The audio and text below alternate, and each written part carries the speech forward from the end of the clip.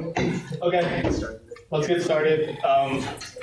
Today's topic is on emulation. It's going to be a little bit like a malware lecture where it's just me describing this topic to you guys for like half the class. We'll show some demos and stuff. It's, again, stop me anytime. It's supposed to be a conversation where you learn a lot about the topic. And I definitely can't explain it all, so please ask questions, or if you're interested in anything I say, ask questions to dive deeper into it. That being said, before we start, the Tiberius talk that we were advertising, he had a conflict, so it got moved to the 17th. He's still to the 10th, but I believe it's next Wednesday, Jasmine? Yeah. Yeah, next Wednesday. Again, there'll be an extra credit point for this, 1% to your grade, and we really encourage you guys to go to it. It's a great talk, industry war. He's one of the best people in the field that is a content creator and posts blogs about stuff. So really think you should go. And then presentations start next lecture, right? So we're going to randomly split groups. You have to have, everyone needs their slides and any demos videoed. So you can't demo it with your laptop. We go have the slides on one of our machines. And any demos you want to show during the talk have to be pre-recorded just to let things go faster, right? Yeah. Do we want to open a Google Drive or something where people can upload? Yeah, we'll deal with that. The groups are going to be randomly decided if you do not give us a preferred date. So if you really want to go on the first date and get it done with, let us know. If not, we're just going to toss you in and you'll find out the day before, right? Maybe we'll post it. We'll try to get it posted by Wednesday, okay?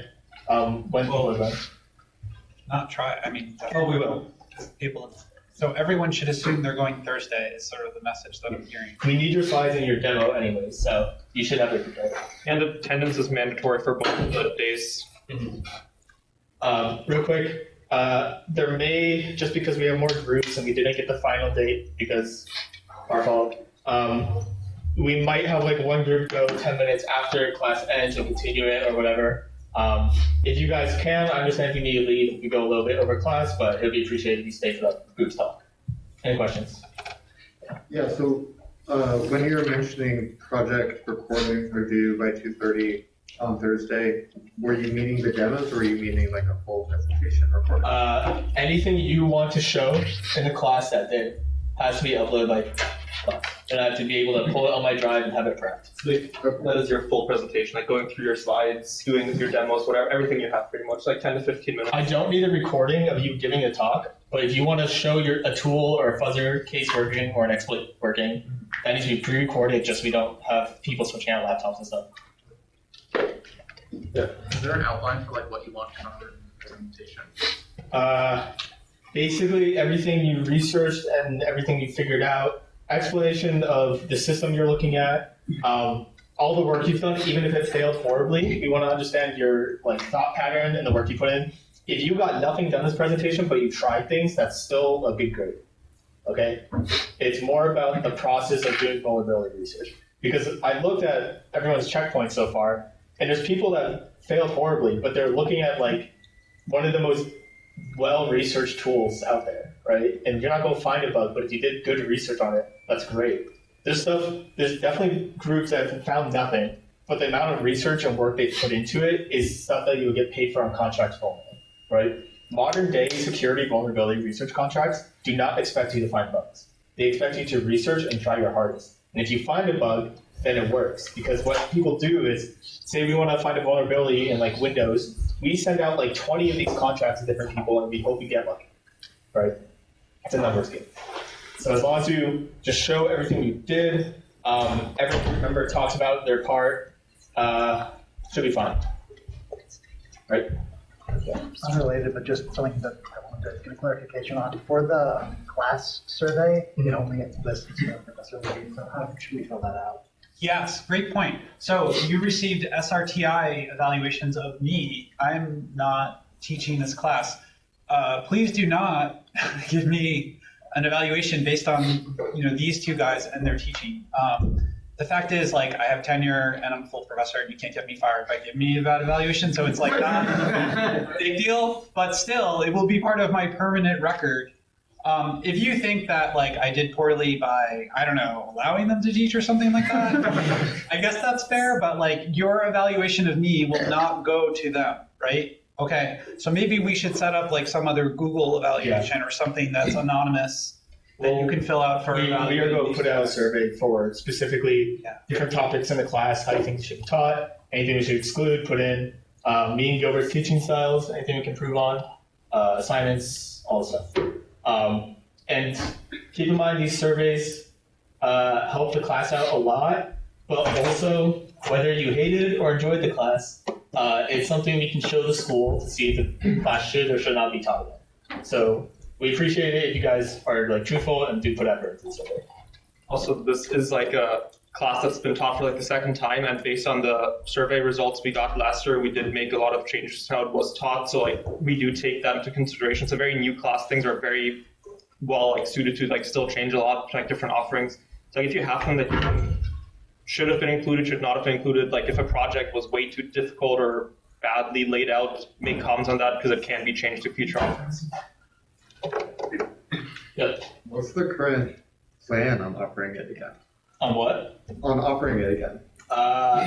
So these guys are graduating, Right. so we can't use them as cheap labor anymore. I need an actual salary. Yeah. So I need to figure that out. Like one idea is we bring them back after they graduate, and then that's hard because like they're not going to be living in Amherst, but I've enjoyed them driving here. Another option is we find someone else to teach the class, or even split it up with them. A third Third option is Mark Libertori, actually, who maybe some of you took 230 with. I think he's great, personally. Like he could possibly take this class over, which would be some work for him. I don't know if you know, but he's actually the faculty union co-president, and he's like the bargaining unit member, and he teaches classes of the size of 230. So, he doesn't have as much time for teaching as people who are not the faculty union co-president. So, and the department sort of has a bit of say of what he teaches. So I have to get him to agree, and I have to get the department to agree. But to go back to what I think it was Gilbert who said it, like even if you didn't think this class was perfect, because no class that's ever been offered twice, or even if I ever teach it is perfect, that's a joke. I mean, like we want the class to get better, so we really need your feedback. And I think the most important thing is if you say, well, it needs some improvement, here's what I would improve it, but I think this was a valuable class in the curriculum, and I would love to see it offered again to other students. So, that would be great to hear. Or not. Tell us, this wasn't nearly as good as underwater basket weaving, and you should never offer it again. I don't know. Let us know. Or if you really like my teaching style and you want me to teach other classes, Yeah. I could take over systems. 230? Yeah. Yeah. We can also just hire both, Gilbert and Steven to be on the faculty. That's fine with me. Okay, moving on. So today we're talking about emulation. What is emulation? I like to think of it as making computers and computers, right? So emulation, as a word, is about mimicking things, right? So when we are talking about emulating devices, it's all about taking a device we want to analyze or a device we want to mimic and writing software, maybe a mix of hardware in there too, to mimic what that device is doing, right? So the two main ways you see emulation in modern day is think of your virtual machines, right? To some degree, those are emulating full hardware specs. Virtual machines are a little fuzzy. Some people say emulation, some say virtualization, because it shares your hardware, and the machine thinks it's using your hardware, which it is. But in a lot of sense, a virtual machine is an emulator, right? But then you have user land processes. So a lot of people do small side projects where they try to emulate a small microchip, right, for analysis. That counts as emulation.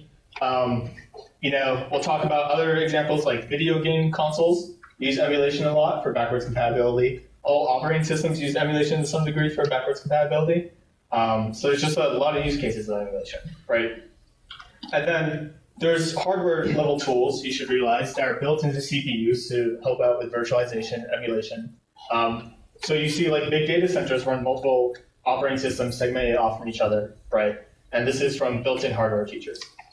So it's not just something that we all create in software. Intel, AMD, I don't know, who makes nibs chips. But a lot of people have built out tools to support virtualization in hardware, right? There's entire 1,000-page documents on how to set up virtualization and run multiple machines on one CPU, right? So let's look at common use cases more in depth. Who here has heard of Chip 8? Anyone? Some of you should raise your hand. You don't know Chip 8? Okay. Chip 8 is a small 8-bit fake microprocessor that someone made to experiment with emulation. So basically, the entire opcode system's fake. No one's built a real Chip 8 unless it's for their own side project. It's not real. But it's a set of opcodes and like data set descriptions that you can implement in, say, any C, Python, any language you want, just in code, that will mimic the entire Turing complete chip, right? So if we go to the Wikipedia for Chip 8, you can see people have made it, and people have like implemented Pong in it, right? Someone made an actual computer running Chip 8, and you can see it has all these things defined, like how it does memory, how it does registers, stack timers, input, graphics. And you can see the entire table of opcodes. That's it, right? It's only like 60 or something. So you can say Chip 8 is basically a fake Intel chip. It's a lot smaller. Someone just defined it.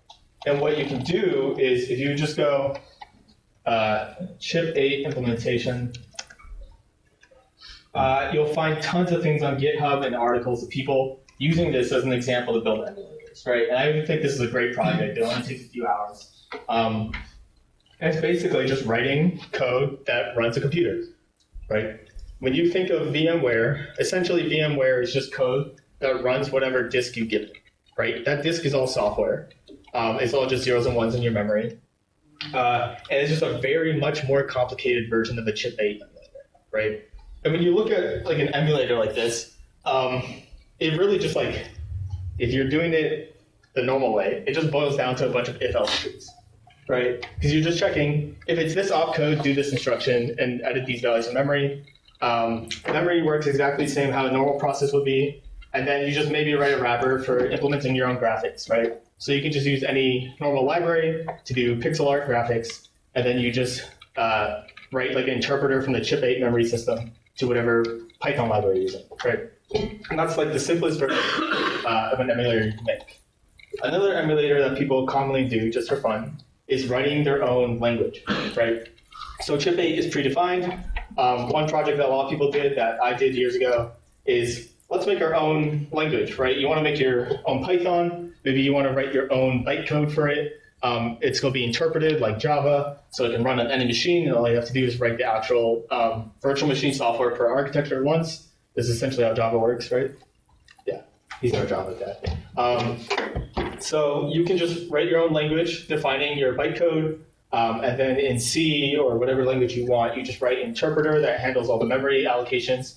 And to your interpreted language, it looks like just a system on its own, right? It has no idea of the outside unless you give it file I/O, and it's just its own little emulated system. Okay, any questions about this? We can write code to run other code. Pretty standard. So another big use case is in games and backwards compatibility, right?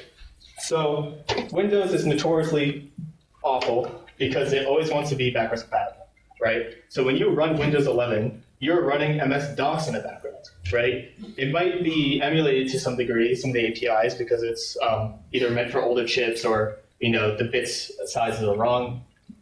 But at its core, you're still running MS-DOS API in some form. This notoriously is good for letting executables run throughout different versions of Windows, but it's notoriously bad for security. Okay, so keep that in mind. But backwards compatibility is also nice in consumer products. So we have things like PlayStations, right? I don't think the new ones do it, but when the PS3 came out, a lot of people back then, because distributing games through online downloads wasn't as big, right? You still had discs. People wanted to still run PS2 games on PS3, so what they did was they added extra hardware modules to mimic PS2 clock speeds, and then they just implemented PS2 emulator in the software. Okay, so this is really good for consumers. It's kind of a pain for developers sometimes, but it's usually a plus, right? So we can look at the project Yuzu, which I mentioned earlier in the semester. Let me see, I think this is the tab I want. Yuzu emulator is a Nintendo Switch emulator. So people dump the firmware, reverse all the components, figured out how the code works of every Nintendo Switch game down to the graphics drivers, and then completely rewrote it. So you can just run any Switch game if you have the ROM on Windows for completely free. And technically this is legal because you can't get the ROMs legally unless you own it and you say you dump it. But reversing a device and building an emulator is completely legal, right? People have been trying to do it to the PS3 for a few years. I think there's some difficulties around that. I think it's actually more likely that the PS4 emulator will come out beforehand. But there's a lot of emulation in game development, right? You can get game emulators for old Game Boys, what else? GameCubes, Vistas, anything really, right? There's always a fan base that will want to play their old games and just implement it themselves. Any questions on this? Oh. Okay, what is my next slide? So, you may ask, how do you do this if you're not writing your own implementation, right? Writing an emulator is very time consuming. Let me go back to Yuzu and show you. So this thing still has a ton of graphics bugs. You can go through, let's go through their blog, right? Whatever. So you can see in this image, the left is before and the right's after in this game, right? So here the graphics look a little messy. And then after the latest patch where they did some graphics drivers update, it's a lot clearer, right? And there's issues like this in pretty much every game for Yuzu. There's always some graphics problem because writing code to disassemble graphics drivers and then automatically rewrite them for DirectX 11 Windows is very hard. So you can see Yuzu is constantly in development. It has 23,000 commits. It's only a few years old. So you're getting multiple commits a week, right? There's thousands of issues, pull requests. Let me see if I can go through commit history. And you can see, like, just in the last week, there's been hundreds of commits, right? So people work, like, day and night building these emulators. There's entire communities of tons of devs. And it's still not perfect. This is a very hard job. And it's a very hard problem. So what you get is you get companies like QEMU, who, this project's open source, but it was originally made by a French company, which is a general emulator, which can emulate any architecture, and you can give it like an image, an ISO, a program, and it can just run it up, right? And it's supposed to just work, hopefully. So if you want to run a user-land process, but it's compiled for ARM and you're running x86, you can run it on QEMU. If you want to run an entire operating system or Windows, you can run it on QEMU, right? All you have to do is give it something to run, and you specify, the CPU you want, the architecture. It can even do different types of Intel CPUs. So if you want one that has the opcode for vectorized stuff, if you want to do ML, right? That might not exist on every CPU, so you can specify and get those specific opcodes. It's generally very good. QEMU is like kind of the industry standard right now for loading emulators. So what you see a lot is, who's heard of Docker? Yeah, okay, so Docker is containerized, which is slightly different in terms of you can make a container, you can send it to everyone. Docker should also just work.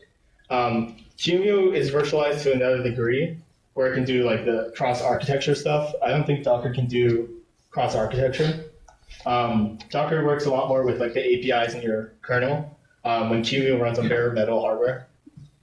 But QEMU is commonly used, like if you want to model something and then send it to a client, the model, you can just like package your tool in the QEMU image and then just send it to them and they can run the VM and use your tool, right? It's very good for companies to just package, and that's what's commonly used. The company that made it makes their money. It's open source, but they make their money because people go to them and just ask, hey, can you model this hardware device in QEMU? And then just give us the model to do whatever we want. Right? And that modeling process actually takes forever.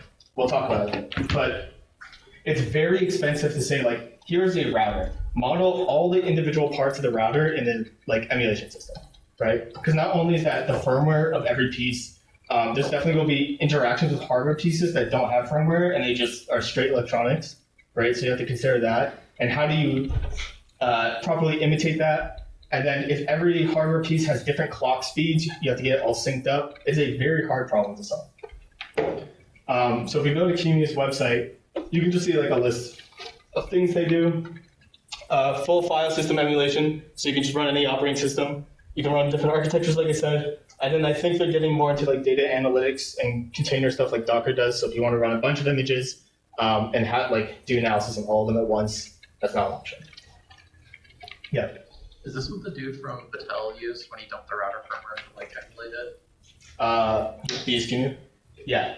Okay. So if you did go to the Patel talk, we had a talk where someone exploited a like pretty expensive router. I think it was like $80 to $100.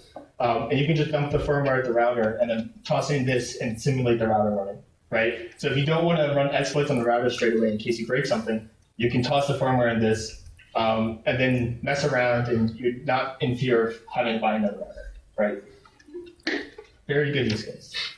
QEMU is pretty much industry standard for most security research. It is. It has some disadvantages where, for example, QEMU doesn't perfectly model hardware and cache layers and things like that. So if you care about like architectural research, you'd use a different emulator like Box. But in general, QEMU is like the most widely used emulator by far. On that point, keep in mind emulation is always trade-offs, right? If I want performance, I can't perfectly emulate something, right? At what level do I stop emulating? Do I emulate every transistor? Do I emulate every electron? No, you obviously can't do that. So at some point, you have to give up some level of realism for sake of efficiency. And we'll talk about that later on. But there's always trade-offs, yeah. Can you write your own system to be emulated? System or emulator? With QEMU, could you make your own chip Yeah. to be emulated? If you had a chip you want to emulate that's x86 or anything really, you could just write the specifications and everything. Yeah. Related to that, if you take CS 535 here, the final project is literally to design your own architecture and write an emulator for that. You wouldn't do it based on QEMU, you write your own from scratch, but kind of similar idea. Yeah. QEMU just has I don't want to say drag and drop, but you can implement a chip and then run that chip in QEMU, right? You just have to implement all their features. Yeah.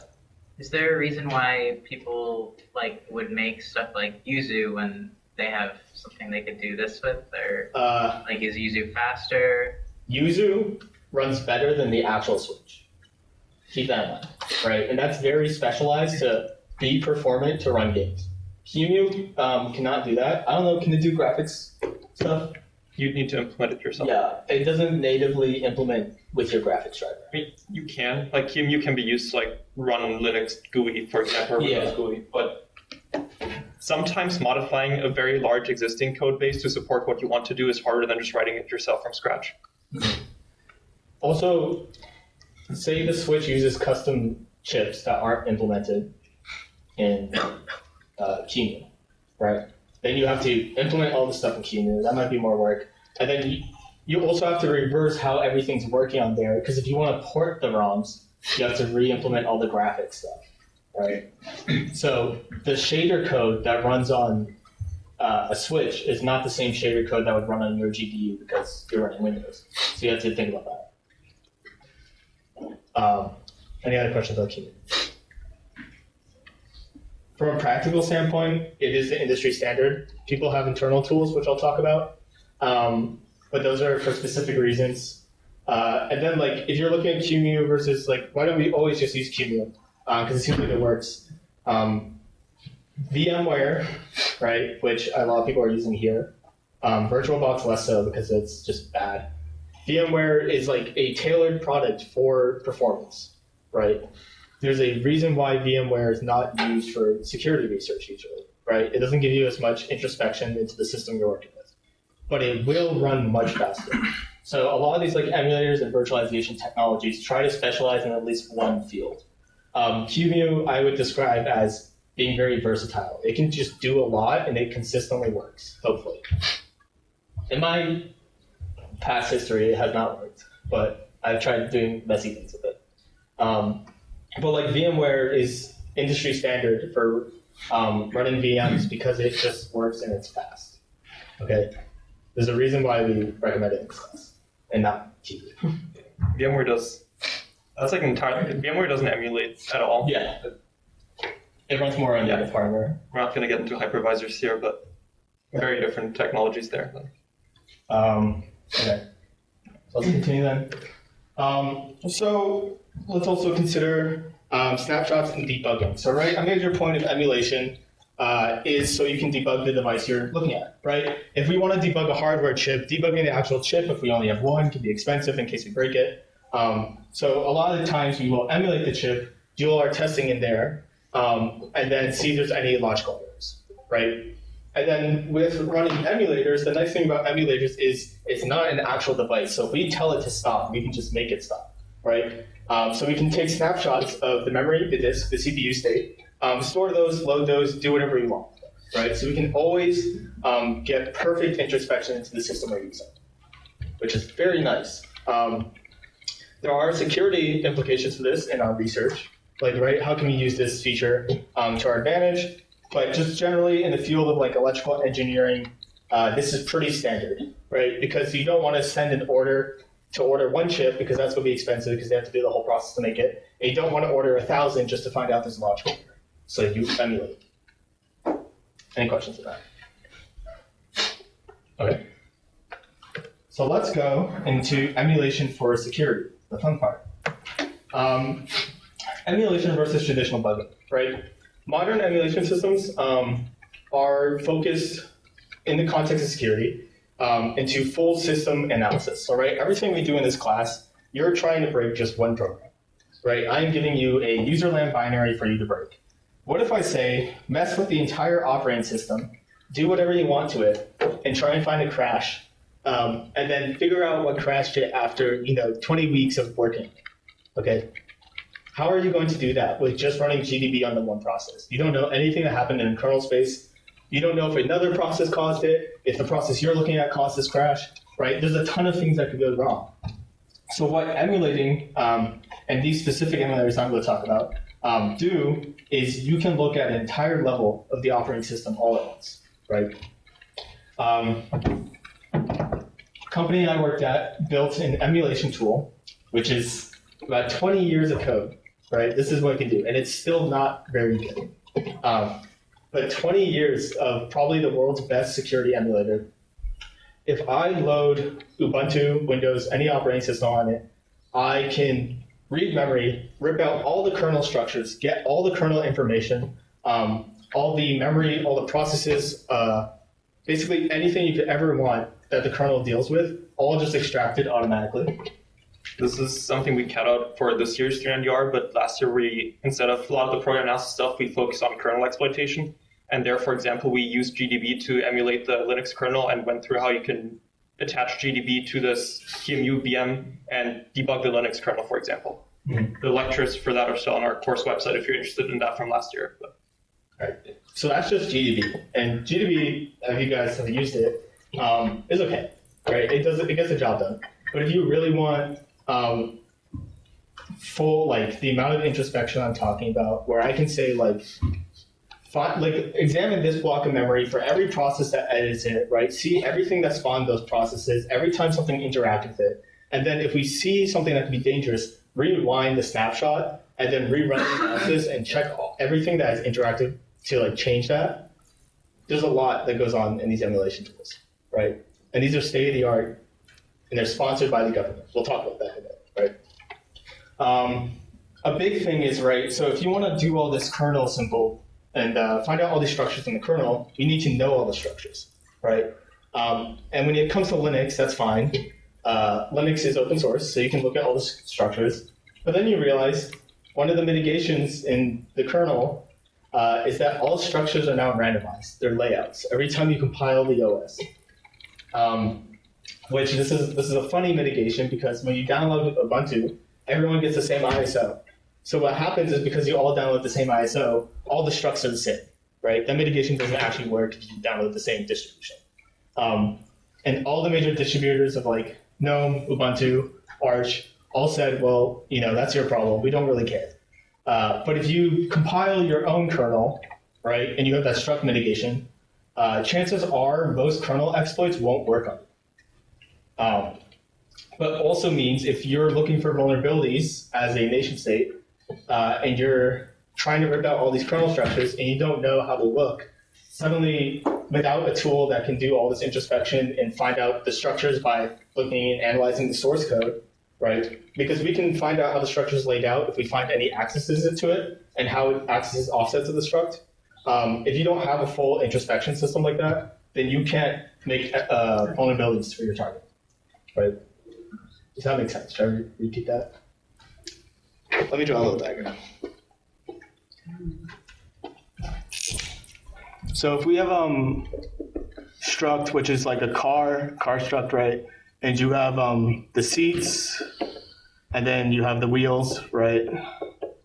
And the horn.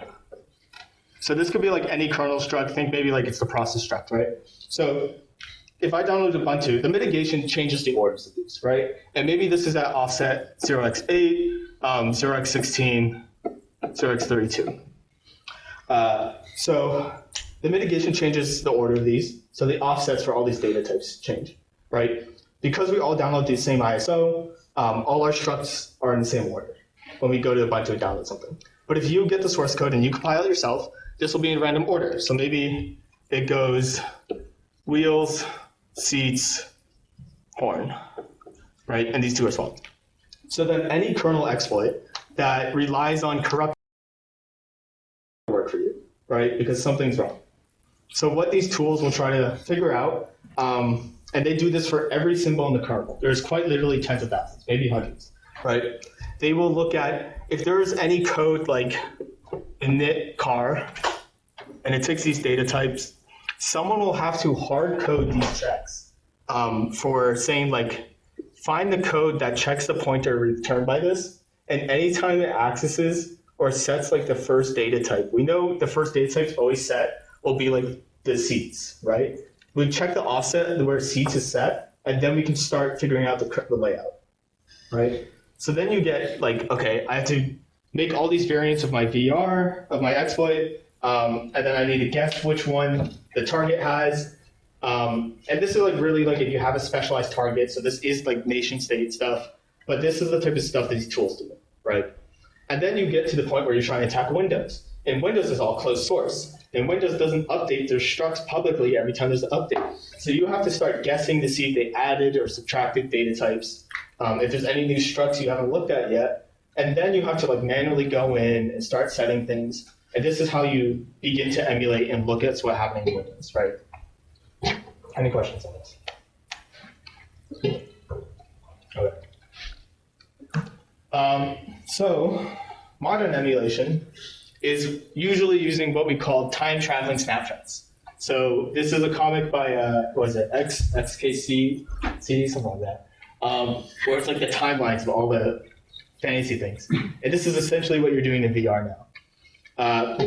So let me explain.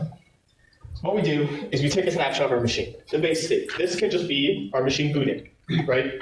We start fuzzing everything, taking periodic snapshots of the OS memory, any CPU states, any files written or write into, and we just keep fuzzing. So we'll start here.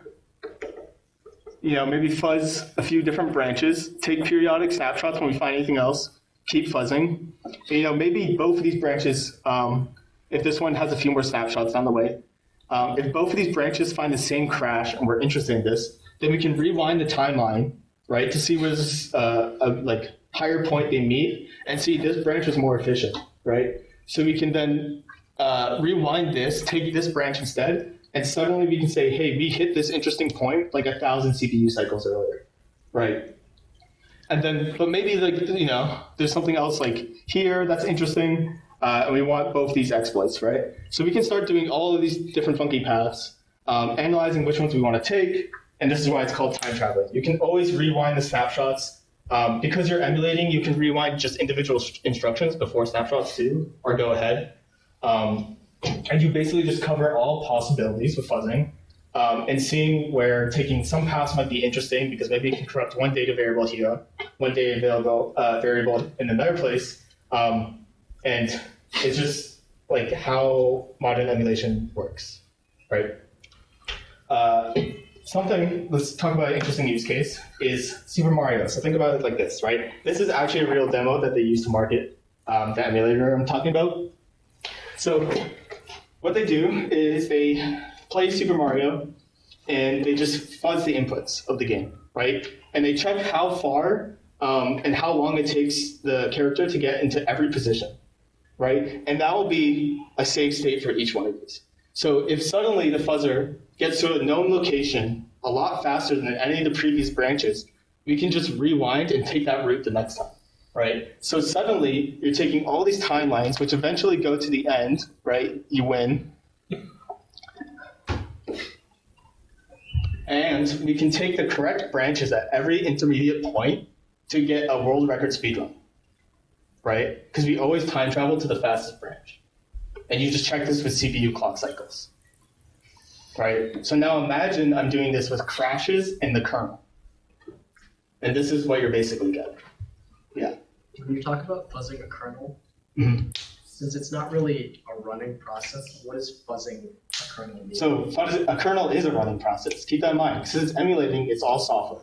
Okay. So we just run the kernel, we run the CPU state, right? And then we add checks for what we would deem a crash, right? So if we see that there's a kernel panic somewhere in the code, and usually that's indicated somewhere in memory, or like our goal is just to see if we can change this one memory location, we can deem that as a crash, and then just let the kernel run. Maybe we like fuzz certain programs or certain inputs you want specifically, but in general, you just let it run and you see if anything's hit there. And you can see, like, say I just know there's this one memory read I can get, right? And I want everything that can interact with that one memory location. I just let the kernel run for like months of CPU time, not real time. And you just see what access it, right? So that's kind of what you do. Yeah. So like with kernel, there's like two main ways you fuzz it.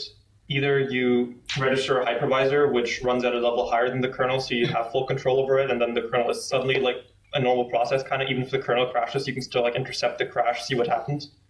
Or you kind of, similar to like our normal programs, you compile the kernel with code coverage, which there are like options to do that on Linux at least. And then through that, you use like some fuzzer that basically executes various syscall combinations that potentially result in a crash. And that fuzzer then communicates through the kernel through some channel to like get coverage information and so on. If you're dealing with Windows, you obviously can't do that. That's when kind of like snapshot fuzzing comes in, which we'll talk more about later. Yeah. So again, like when I'm talking time traveling, each one of these is snapshots, right? So you're going back and forth in CPU time. And then something you can also do, what was I going to say? Oh, yeah, right. Okay, so note that this is very slow.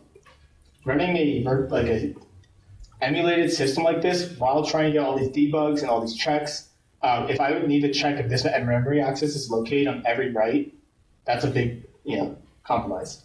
So typically, you do systems like these as post-analysis for crashes, right? I got something that crashed Windows. I'm going to toss it in the system and then try and replicate the crash, and then I can rewind all these snapshots and see what is interacting with it to make a crash, right? So usually, you wouldn't do this over traditional AFL to find the bug. It's more like what caused the bug, right? Okay. Should we move on from Super Mario? So pitfalls, right? It's very expensive. So keep in mind, if I want to run another architecture, I basically need a JIT. Also, I'm doing a massive if-else tree every time, right? And that's for every instruction. So insanely inefficient. The world's best systems, the one I worked on has at least 8 JITs built into it for every different architecture, right? And this is primarily because, say I want to hack a router, that could have 3 different architectures on it, right? There could be a x86 chip for the main like logic, right? And there could be ARM chips because they're more power efficient, which could then be running like the packet encoding, right? And then maybe there's MIPS chips or different things like all built in depending on how complex it is, right? So suddenly you need 3 or 4 JITs running at once, and you can't emulate anything until you have all of those implemented, right? And to have a good efficient JIT with the most like modern opcodes is really hard. You need an expert in each. That's thousands of like hours of coding. So this is like a millions of dollar project. And then you start realizing that CPUs actually have bugs. So if you want to properly emulate a CPU, then you have to realize that there's bugs in them, which you only find through trying to run things and seeing where it breaks.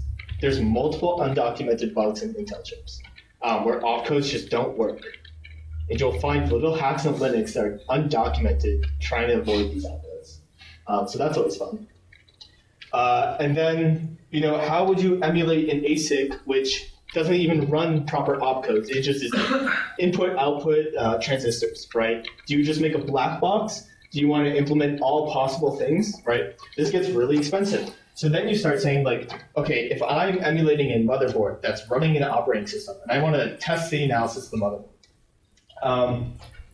the CPU won't boot unless the motherboard tells it certain things. So now do I have to emulate every possible chip on the motherboard?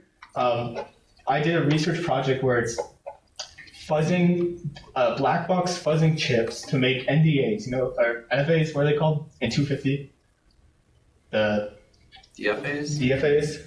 Yeah, DFAs. You fuzz a chip to try to construct a DFA that will get the CPU to boot, right? Because you don't know what the chip is doing per se if you don't have the schematic. So you just give it inputs until it tells the CPU something it wants to hear to boot. And this is a common thing, right? Because CPUs usually won't boot if like the temperature sensor isn't working.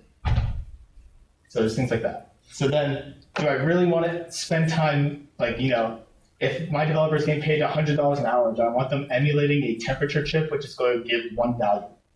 Probably not. So this stuff gets really expensive. So let's talk about the real world, because surely VR is, me talking in this class is one thing. I like to make it practical. The government is very serious about emulation as a possible research path, right? Both for offensive and defensive reasons, right? We want to make sure our tools are secure too, right? Think about all the satellite tech we do, all the weaponry, boats, army tech, just like critical infrastructure. We want to be able to fuzz and emulate all of this to test for bugs. So let's go to SAM.gov, which is a listing of public contracts proposed by the government. This one is listed by DARPA, which is the Defense Research Agency. What does it stand for exactly? Defense Advanced Research Research Project. Project. Was it right there? Oh, is it? Defense Advanced Research Project. Project is DARPA. So DARPA put out this contract called FIRE, which is Faithful Integration, Reverse Engineering, and Emulation. So let's go into it a bit. It's very large, but I find it interesting. So FIRE program seeks to develop tools to find, exploit, patch vulnerabilities in what they deem cyber physical systems, which is basically just any hardware system for them, right? Any hardware software system. And what they use as an example is this quadcopter. I'm guaranteeing you this is not what they want the research for, but this is what they use as an example for something you should be able to emulate and do vulnerability analysis on.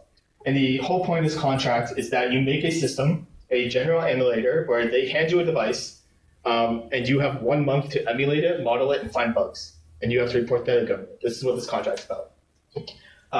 And if you delve into it, they define all the stuff they want. Medium complexity to them is 1,000 software components and 100 hardware components. So that's a lot more than your low quadcopter, right?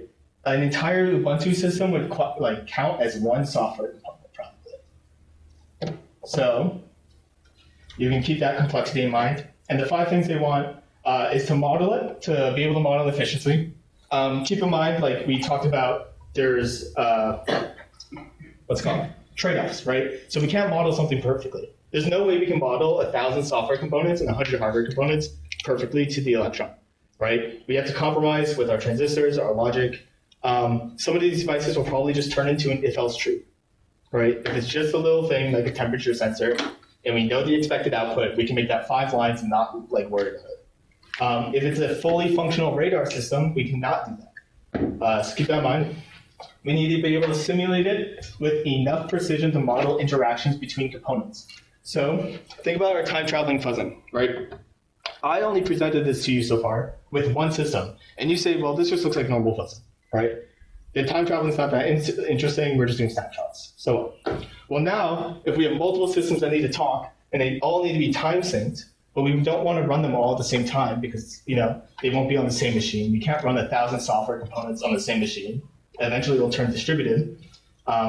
This will soon become very important. We'll talk about it in a second. Preparation, this needs to be readily usable, so the government wants you to be able to do this all in a month.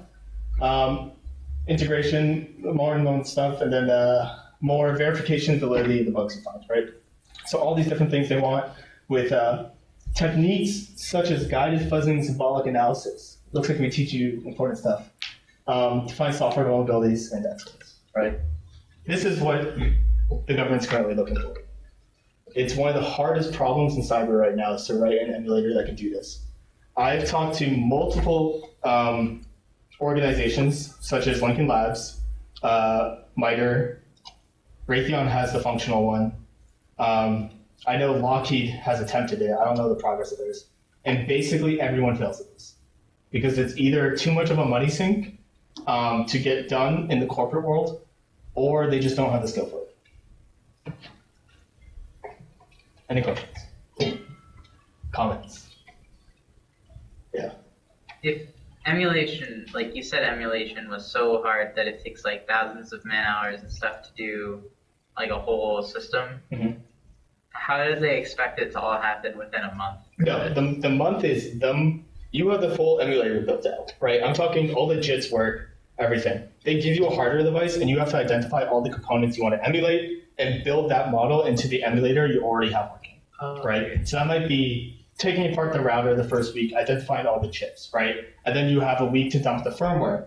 And then you have to put all the firmware in the emulator, have it boot in another week, and then do vulnerability analysis in the last week. So realistically, the 1 month is bullshit, and you're never going to get it working in 1 month. The government is saying this because, who knows? But realistically, you're never going to get it working in 1 month. Because they could hand you a rocket launcher. They could hand you a missile. They could hand you a submarine. You don't know. 1,000 software and 100 hardware components is a lot. So this is not a 1 month project. But this contract is also probably tens of millions. So there's a lot of reward if you do get it working. Any other questions? Okay. So let's go to how do we accomplish this impossible task? Because the only working system I've seen was at Raytheon, and that's because it was 15 years of insider legacy code, which they bought from another company, which made it to do CTFs, right? This group of people that make Binary Ninja, all the Binary Ninja employees used to work at this company called SSI, something like that. SI-Gov, I think it was. Yeah. And then to do CTF challenges, because people started making CTF challenges for other architectures, and they didn't want to buy hardware, wrote their own emulator in JIT compiler for it. And it still runs that legacy code. And that's why they're not doing this efficiently anymore.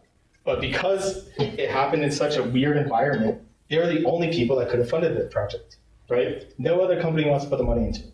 So how do they do it? What is the big killer to be able to emulate a system like this? Distributed time traveling emulation and fuzzing. It's a lot, but it's very interesting. So given the target device, no matter what it is, we're going to model all the components in our emulation software, right? Every single chip we'll toss into the JIT if we get the firmware off. Any chip that doesn't run firmware and it's just straight transistors, we'll make an if-else tree for it, right?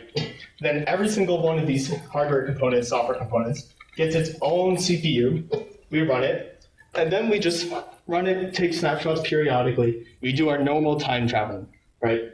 This might not be interesting for one software component, but then you have to think, if it has 1,000 software components, 100 hardware components, they're all talking, right? And they all have different clock speeds. So how the hell are we going to keep track of that? we have one main program that is the time syncer, right? It keeps tracks of the clock of all these programs, when they need to communicate, and does all the communication between them. So say, where is my marker? This is our main CPU, right? And we're doing all the we're fuzzing the CPU, and this is running like Ubuntu, right? We're finding no bugs in Ubuntu because it's pretty hardened. Any programs is running are pretty secure. But this communicates with, say, a radar system, right? And maybe we can give the radar system, it's running its own timeline, doing all these funky things. Think of this as any, war machine.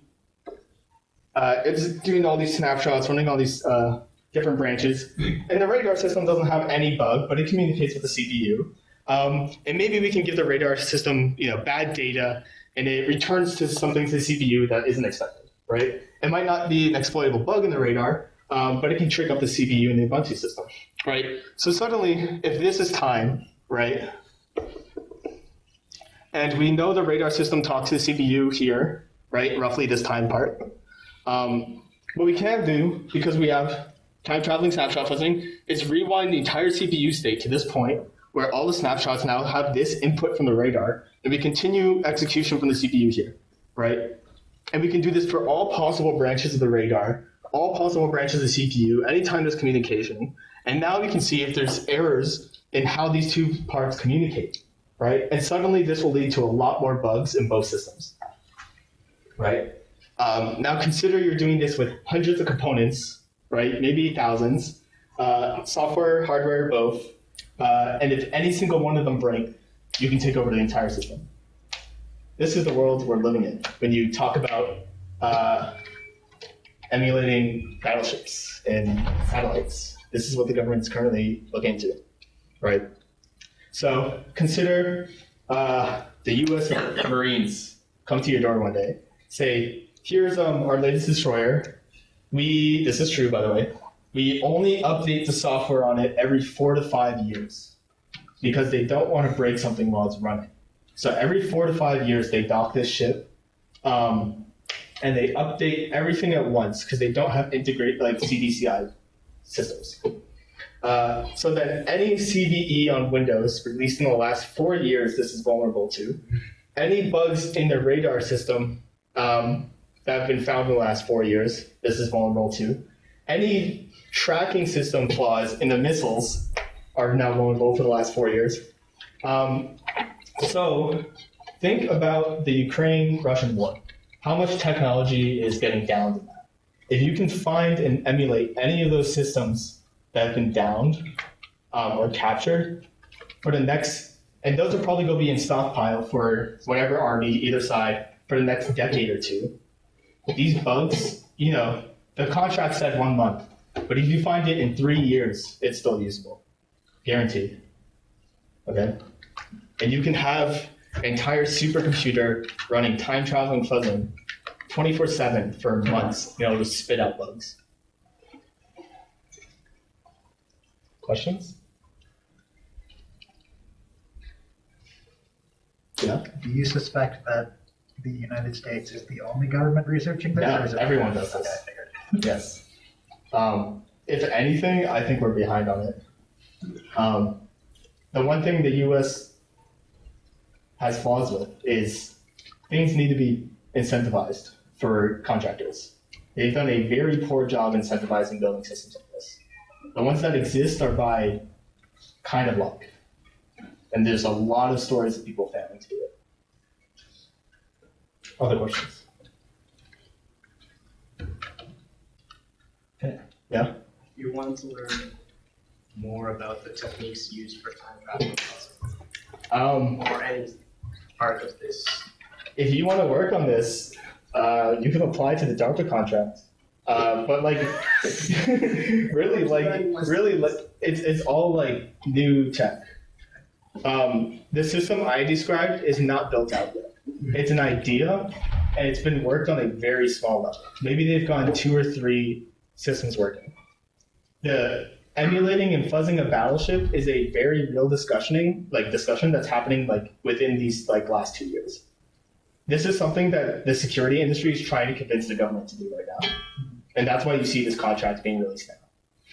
Because even if the 2 or 3 companies I know that could do this have like made the government aware, they still have to do a public auction for it, right? So that's what this contract is right now. And if you and like, 10 friends say like, look, we really just want to live the startup life and attempt it, you probably could. I think a lot of the issues right now and why we don't have this is because corporate overhead. Yeah. And it's not only governments that do this. Like researchers, security research at Microsoft have, for example, written time travel debuggers like for us fuzzers for them like 10 years ago. That would be more on like to fuzz Windows and Windows components rather than stuff like that. Yeah, general ones are very hard to find. Like big companies like that also employ security teams that do work like that. And at the time, the fuzzer found like a bunch of bugs in Windows, like a lot of them. Stuff like this is very effective and used a good bit. Gilbert, you want to set up now? Sure. I'll take more questions, but Gilbert's going to set up for some demos on not full systems like this, but it's time traveling debugging for like single processes.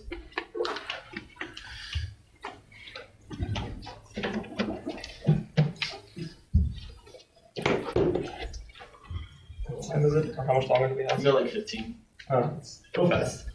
It'll be fine. Does anyone have like any other questions while my laptop boots up?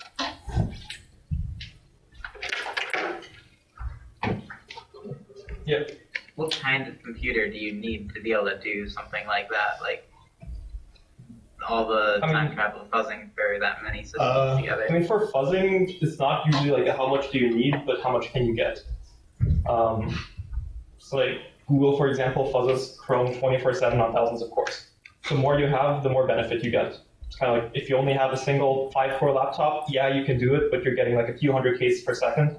While if you have millions of cores, because you have the money, you can get billions of cases per second. It's kind of more the better. For the one I've used, running on my work machine, I wrote an AFL interface with it, and it got like full time travel only running Ubuntu, no other systems. I got like 100 cases a second, right? Which is not great, but it's also a lot more introspection than you usually get. So if you have like a supercomputer cluster running it, you can get a lot.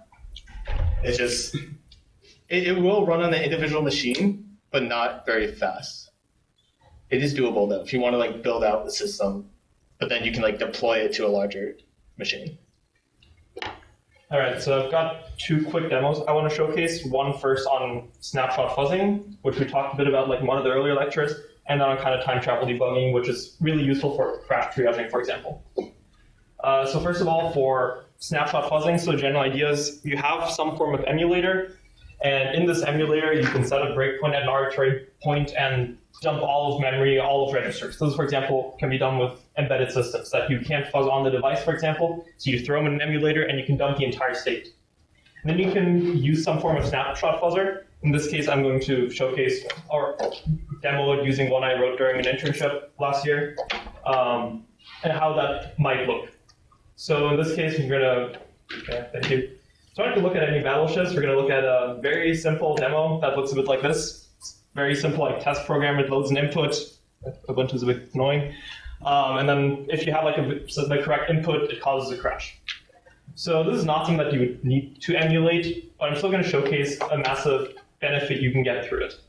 So, okay, first of all, let's get a memory snapshot for this. So just run the x86 version of it. So here we're going to break right after the we're going to set a breakpoint right after the read call in main, and now we're just going to dump everything. What's the directory for this?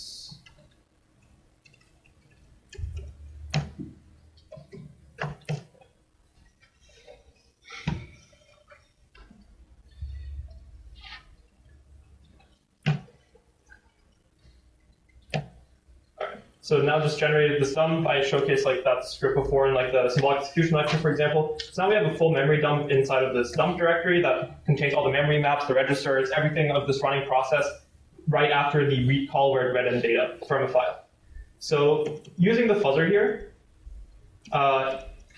this is going to look different depending on like what kind of snapshot fuzzer you use. There's a couple of popular ones. Windows, for example, there's one called What the Fuzz, which has a very similar layout where you kind of register your own harness for it, which is kind of what we're doing here. We register a harness for some target. I'm not going to go into the exact details here. And inside of the file for this target, we define like how this target should be loaded. So we tell it that this is an x86 process, somewhere here. Yeah, there. So in this case, we're using the Unicorn emulator.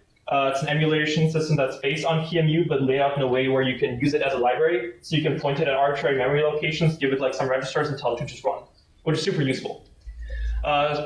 So then we load the memory dump that we just dumped, and like all the registers, all the memory, we load it into memory. We give it we allocate some memory map, and then we insert some hooks. For example, we tell it to hook every syscall. We give it an input hook and some exit hooks. So what these do is once, so we get the PC at the beginning. So as like I said earlier, at the location where we took the snapshot was right after a syscall to read, I believe.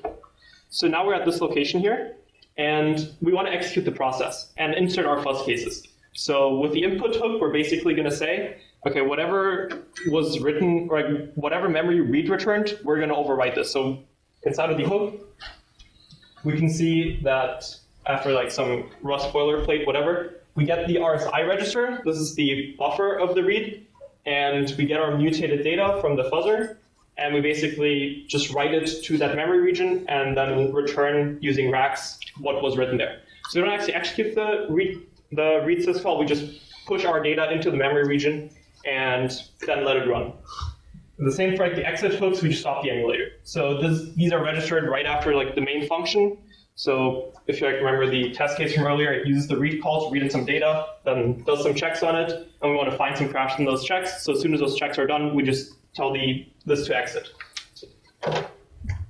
Any questions on how like the design of like the idea of this?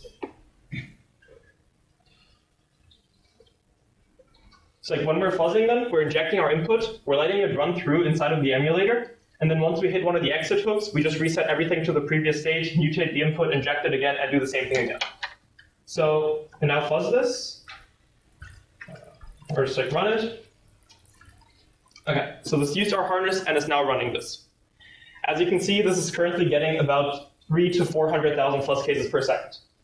So we're doing emulation, and it's still this fast. If we did this with AFL, so I keep the number in mind, it's currently executing about 400,000 cases per second on a single core. So if we try the exact same thing with AFL, compiled this earlier. So we're going to compile the same code, which is the simple test.c. We're going to give it instrumentation and compile it to AFL test. And now we use AFL fuzz. Give it some directories to use. Okay, and now we just AFL is going to do these new normal complaints. So AFL basically, usually when you run it, complains that like some of your kernel flags aren't set for like optimal performance, so like expects you to set them yourself.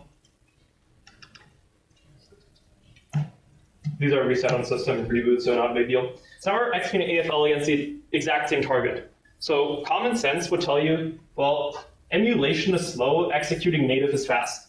But if we look at this now, AFL is executing at around 4,000 per second. It hasn't found the crash yet.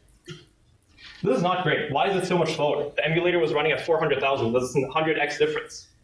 Well, this is kind of where snapshot fuzzing comes in. It's really good when you're like dealing with emulated systems, but it's also really good when a target has some form of boot up time that you can just skip through the snapshot fuzzing. Let's say you're fuzzing a big GUI application. One of the teams here is, for example, fuzzing a latex interpreter, or like a latex to HTML converter. And I saw on your checkpoint write-up that you're getting around 1 fuzz case per second. Well, the reason for that is because the latex to PDF converter, it parses out the latex, and then it does a very expensive operation to convert all of that to a PDF. Well, with snapshot fuzzing, you could say, okay, here's where it reads in the input, and here's where it's done parsing it, and then here it does like all the PDF conversions. So you can tell the snapshot fuzzer to start here, end here, and then just reset. So you can cut all of this out, and that's kind of what we're doing here as well. For the small target, the majority of the time spent fuzzing it is kind of in launching the process, doing all the libc initialization, doing all the process handling, exiting it. All of this is expensive. And using snapshot fuzzing, you can skip all of that. Similar to like a GUI application, you can skip the entire GUI boot process and only fuzz in a small loop around what you actually care about. And that's what makes snapshot fuzzing very valuable for pretty much any system, be it either like something small like this or something larger that you don't want to fuzz everything. And as you see, AFL, it's been like 1 minute, 40 seconds. It's making progress. Like it has 5 inputs in its corpus now, so it's getting new coverage every now and then. But it's taking forever to actually find this crash, and that's mostly because executing at 4,000 cases per second. If we look back at the previous demo, well, it already found the crash in half a second, and that's literally only because we're running it 100 times as fast. So what AFL needs a minute for, this needs a second for. And that's kind of why you care about performance and why snapshot fuzzing is so relevant, especially for like when you're dealing like with a snapshot fuzzer like this. You don't need to worry about the architecture either. This is based on QEMU, for example. So any architecture that QEMU supports, this supports. So you have like some router that uses MIPS architecture, where you get a memory dump from it, you load it into this, and you can fuzz it. It doesn't matter what your native CPU is, as long as QEMU supports it. And that's kind of a lot of like the benefits you get with emulation and snapshot fuzzing. Any questions on this?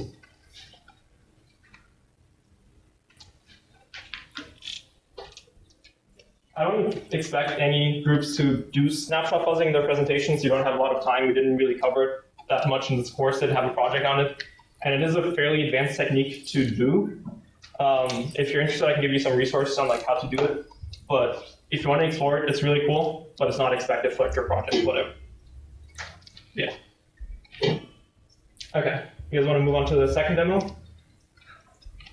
All right, let's talk a bit about time travel debugging.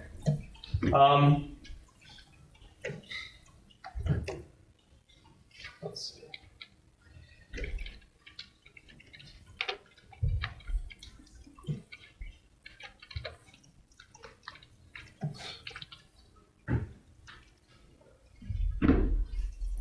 Where's my engines?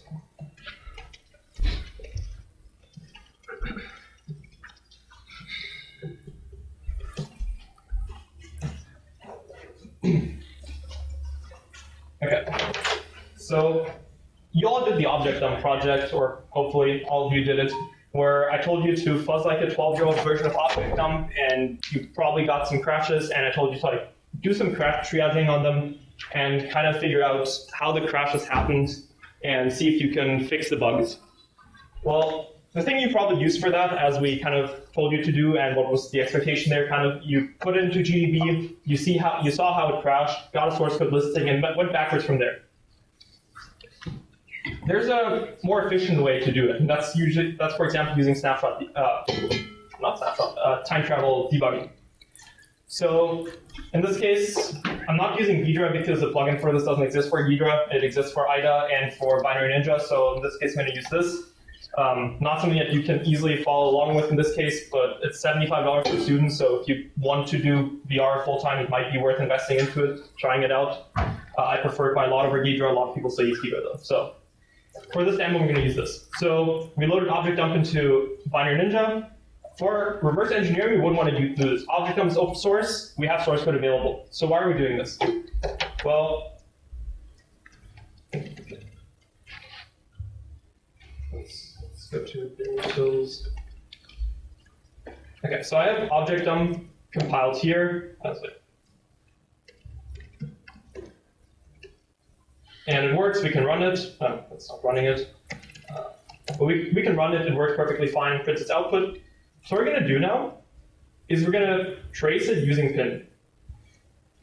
Let's see.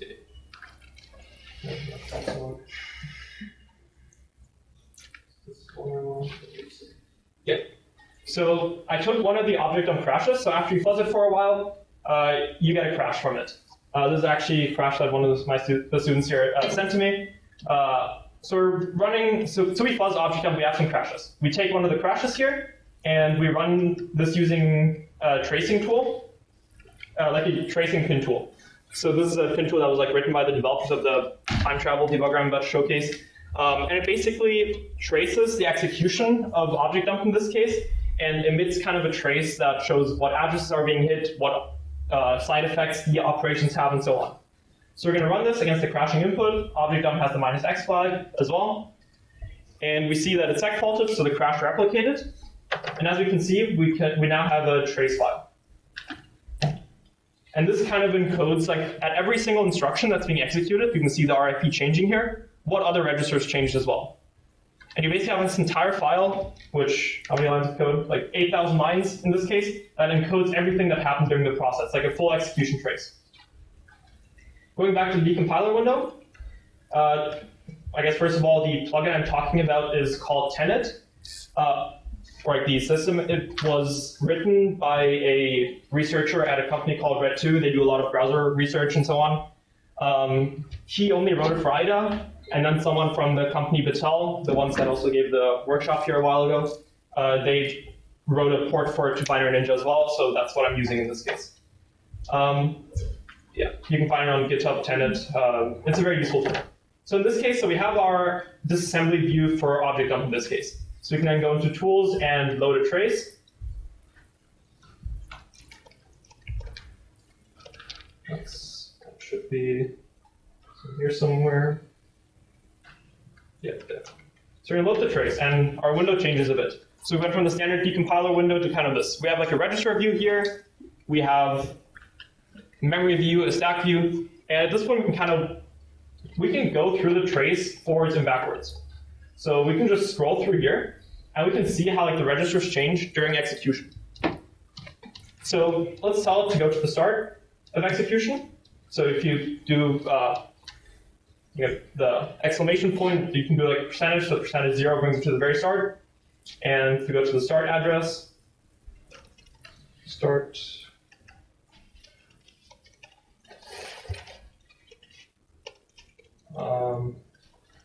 Oh, okay, now I gotta fix this. Sorry, this is not gonna work actually in this yet. Okay, let's relaunch this.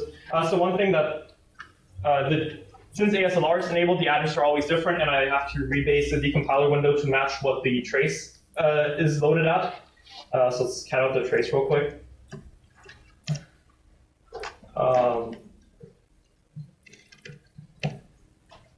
Okay, so the traces first RIP. Where's RIP? Okay. It's loaded at this. So right now we're just trying to get the base address real quick. So we're going to take this. We're going to take the address of start. We're just going to subtract these.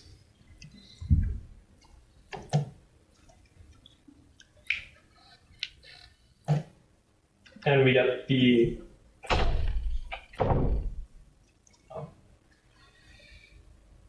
or the base address difference in this case. I think I should be able to use relative.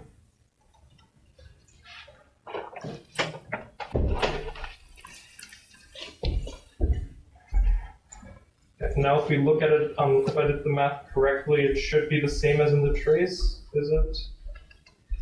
I should have had the trace ready before, so I don't have to do this, but I think that looks correct, 5619. Yeah.